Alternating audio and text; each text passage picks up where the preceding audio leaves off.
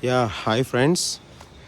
Today I am presenting you the video is uh, how to install the cable HT cable potted joint kit. You can see in the video the HT cables are already just raised inside the panel,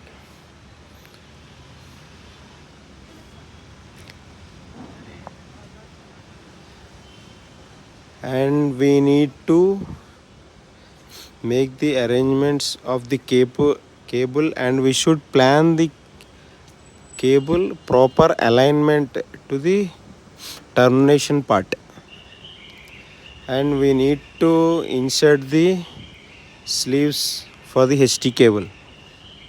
Yeah, please go through the video and just get the knowledge.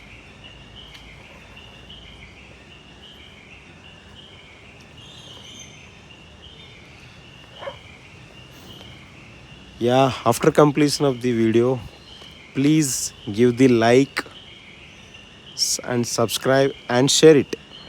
Thank you.